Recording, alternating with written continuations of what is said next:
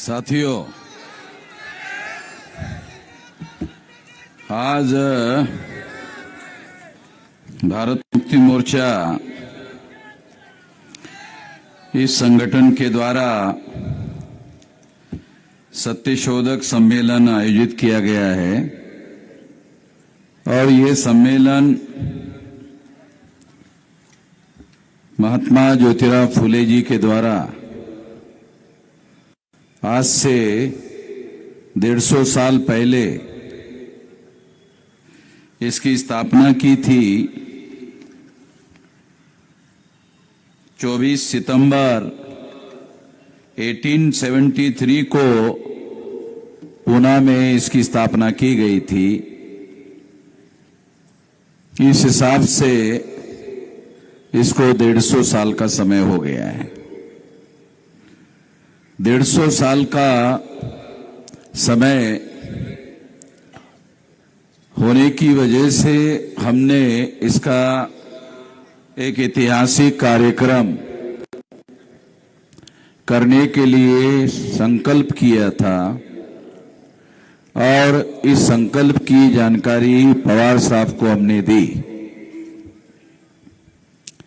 कुछ लोग मुझे ऐसा कहने लगे कि पवार साहब को क्यों बुलाया, तो मैंने उन लोगों को कहा, आप लोगों को पता नहीं है, पवार साहब का जो परिवार है वो सत्यशोधक आंदोलन चलाने वाले लोगों का परिवार है। बहुत लोगों को ये जानकारी नहीं है। उनकी माताजी भी सत्यशोधक आंदोलन में से निकली हुई है, तो हिस्टोरिकल वारसा है उनके पीछे। और इस वजह से पवार साहब को इस कार्यक्रम को खास तौर पर हमने आमंत्रित किया और उन्होंने इस कार्यक्रम को आने के लिए सहमति दी। इससे उनका जो आंतरिक विचार को मानने का जो स्वभाव है, महाराष्ट्र को ध्यान में रखते हुए, उससे पता चलता है। इस बात को हम लोगों को ध्यान रखना चाहिए और ध्यान रख करके हम लोगों को विचार करना चाहिए। आज इस 150 साल के मौके पर हम लोगों को इस 150 साल के स्थापना दिवस की महत्ता हम लोगों को समझना होगा। यदि ज्योतिराव फुले के द्वारा सत्यशोधक समाज की स्थापना नहीं हुई होती तो क्या भारत के संविधान को जो सामाजिक आशय उपलब्ध हुआ वो उपलब्ध हो सकता था?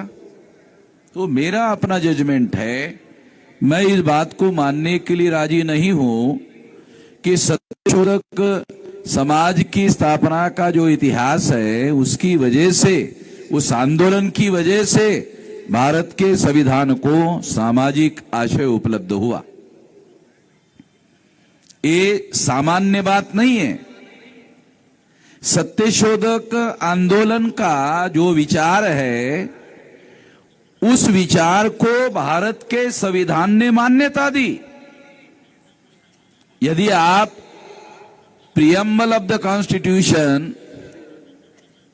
is the objective of the constitution, जो भारत का preamble संविधान का है, पहला पन्ना है, ऑब्जेक्टिव है, उद्देश्य है, उस उद्देश्य पत्रिका में केवल समाजवाद और धर्मनिरपेक्षता ही नहीं है, बल्कि इस समाज का और राष्ट्र का जो पुनर्निर्माण करना है वो समता, स्वतंत्रता, बंधुता और न्याय पर आधारित समाज और राष्ट्र का पुनर्निर्माण करना है। ये उद्देश्य पूरा करने के लिए भारत का संविधान लिखा गया है। और सत्यशोधक समाज के आंदोलन से, जो तमाम सत्यशोधक आंदोलन से बड़े बड़े नेता पैदा हुए, निर्माण हुए, उसी आंदोलन के बदौलत बाबा साहब आंबेडकर का भी उदय हमको दिखाई देता है और उनके द्वारा भारत के संविधान में इन सिद्धांतों को समता, स्वतंत्रता, बंधुता और न्याय पर आधारित समाज और राष्ट्र का निर्माण करने के लिए ये उद्देश्य रखा गया है। और इस उद्देश्य को पूरा करने के लिए जो संविधान दिया गया, उस संविधान के द्वारा देश में जो डेमोक्रेसी स्थापित की गई 26 जनवरी 1950 को,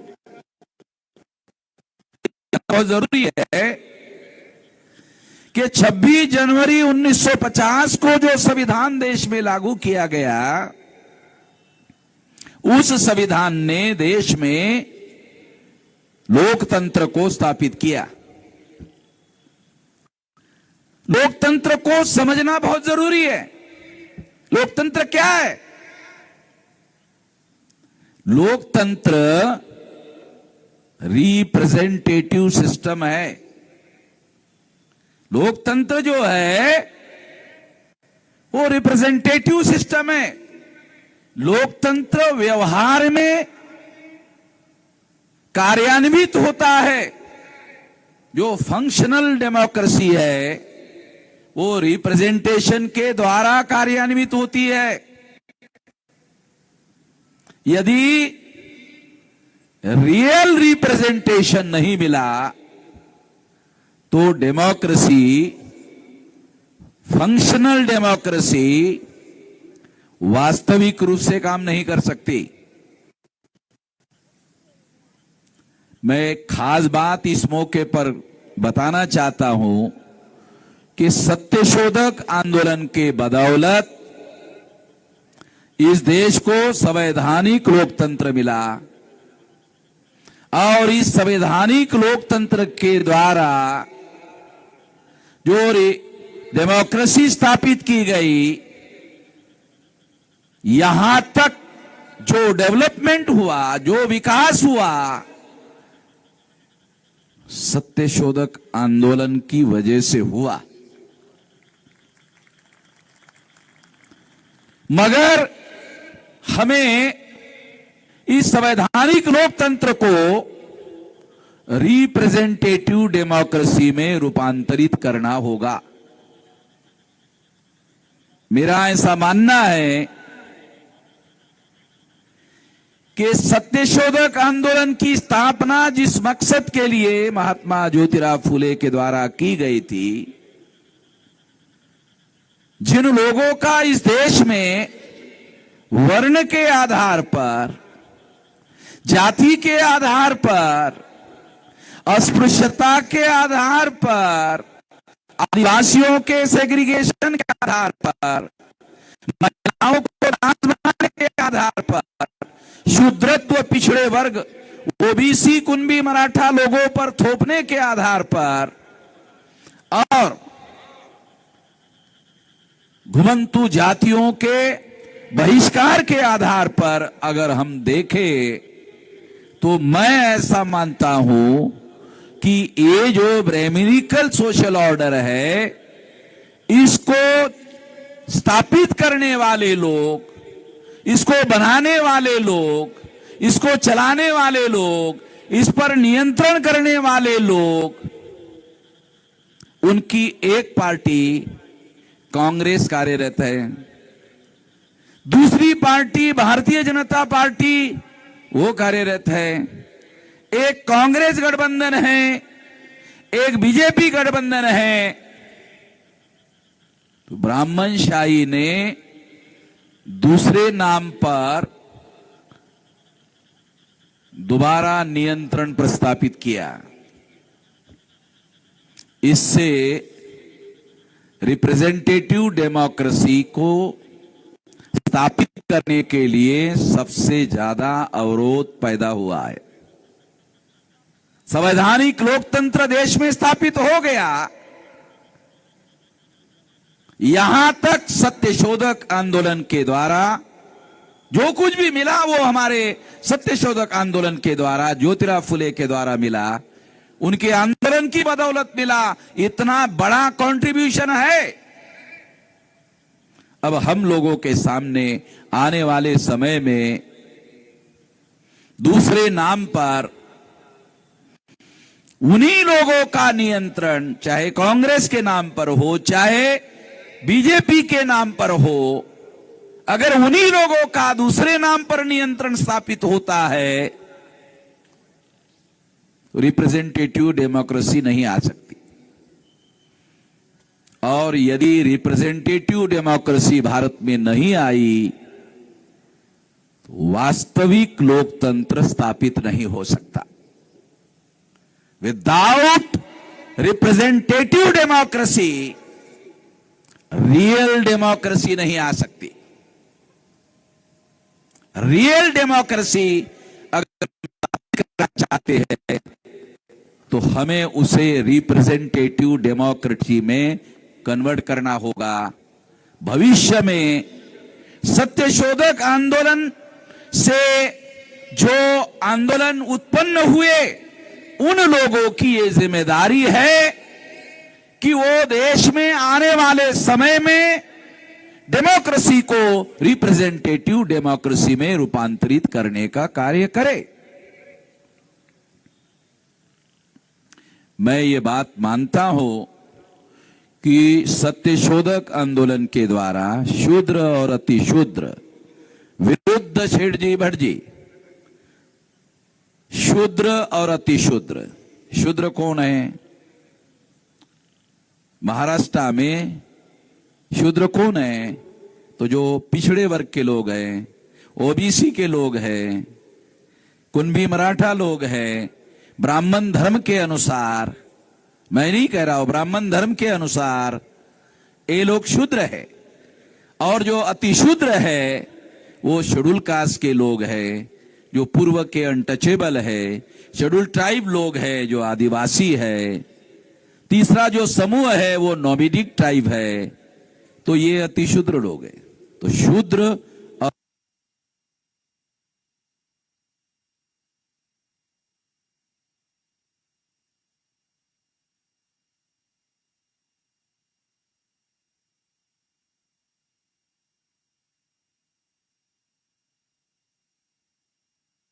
डेमोक्रेसी स्थापित नहीं हो सकती।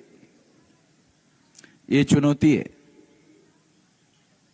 डेमोक्रेसी स्थापित हो गई है, कॉन्स्टिट्यूशनल डेमोक्रेसी स्थापित हो गई है, रिप्रेजेंटेटिव डेमोक्रेसी स्थापित नहीं हुई है।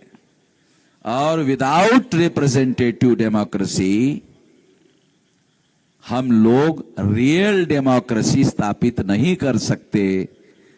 रियल डेमोक्रेसी के बगैर इस देश में हम लोगों को समता, स्वतंत्रता, बंधुता और न्याय पर आधारित समाज और राष्ट्र का निर्माण नहीं कर सकते।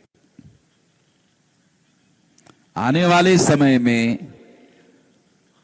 हम जो आंदोलन, ज्योतिराव फुले के द्वारा जो सत्यशोधक आंदोलन चलाया गया, उसमें शेड्यूल कास्ट के लोग थे, शेड्यूल ट्राइब के लोग थे, बैकवर्ड क्लास के लोग थे, कुणबी मराठा लोग थे, माइनॉरिटी के लोग थे। उन्हीं लोगों को लेकर हमने बामसेप नाम का संगठन बनाया और सत्यशोधक आंदोलन आज 32 राज्यों में 567 जिलों में कार्यरत किया और दिसंबर तक ये 729 जिलों में पहुंच जाएगा।